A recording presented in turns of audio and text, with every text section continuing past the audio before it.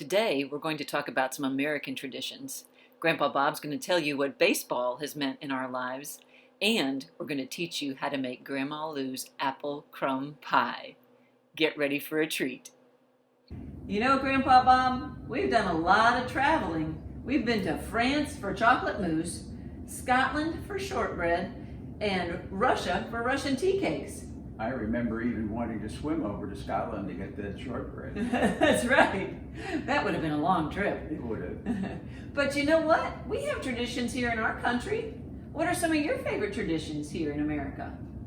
Well, when we say as American as, I always think of baseball. And, you know, that's one of the things here. In fact, I have my old baseball glove here. This baseball glove, you know, has a history. Tell me about it.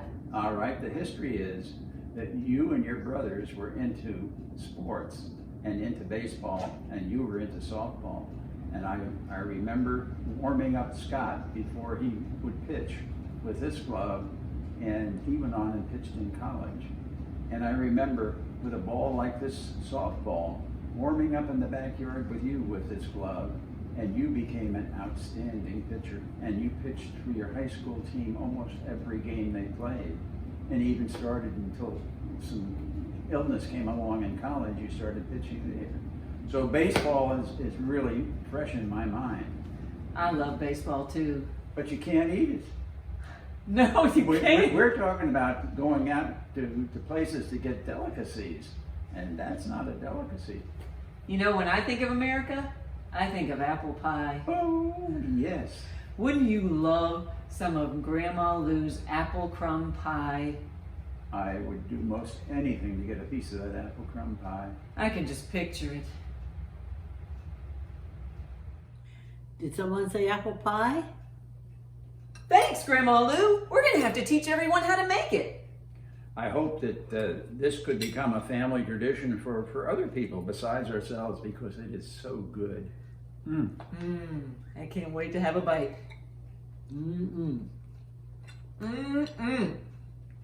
Great job, Grandma Lou. To make an apple crumb pie, you'll need 5 to 7 apples, a traditional 9-inch pie crust, unbaked, ½ cup sugar to sprinkle on the pie, and a 1/3 cup of sugar for the crumb topping, 3/4 teaspoon cinnamon, 3/4 cup flour, and 6 tablespoons of butter. The first step in making your apple crumb pie is to preheat your oven to 400 degrees, and then take your apples and you'll peel them, core them, and cut them into eighths. Moms, you'll want to help with this part. Well, I've peeled and cut up 5 apples, and now I'm going to put them into the pie shell. Can I look at them a little closer first? Sure. Oh, they look good. Did you need one, Grandpa Bob? I'd love one. I love apples. All right. All yours. Okay. Now I'm going to put them into the pie shell.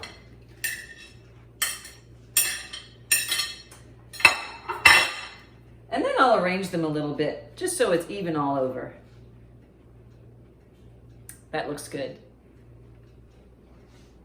Next, you're going to take ½ cup of sugar and put it in a bowl,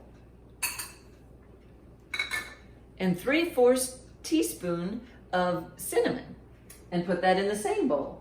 So I'm going to take my ½ teaspoon and then a 1/4 teaspoon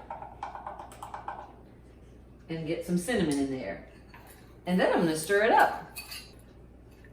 Once it's all mixed together, I'm going to take it and sprinkle it over the apples and make sure they all get coated really well.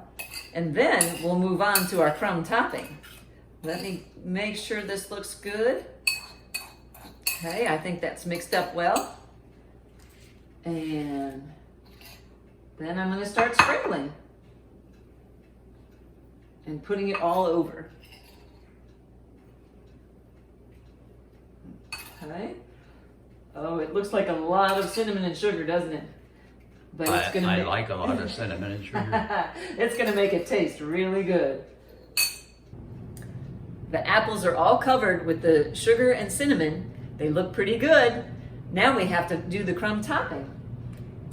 And for the crumb topping, you're going to need 3/4 cup of flour, which I've already measured out, and I'm going to pour it in a bigger bowl.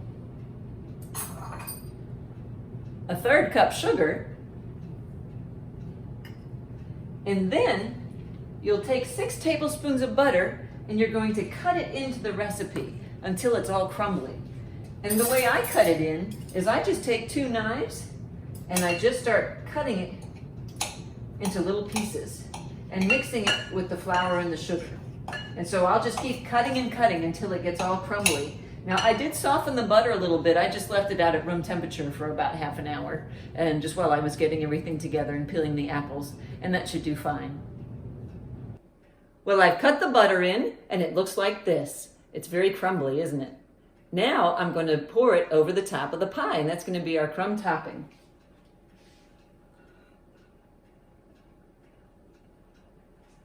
Oh, this is going to be good.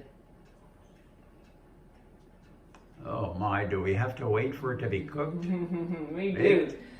We do. I'm going to get a spoon and spread this out, and then we'll put it in the oven. So our pie looks like this. I've already put a cookie sheet in the oven because I'm going to set this on top of the cookie sheet because the juices might flow out. It's supposed to cook for about 35 to 40 minutes, and it'll depend on your oven. So I'm going to check mine at 30 minutes and just see how it's doing.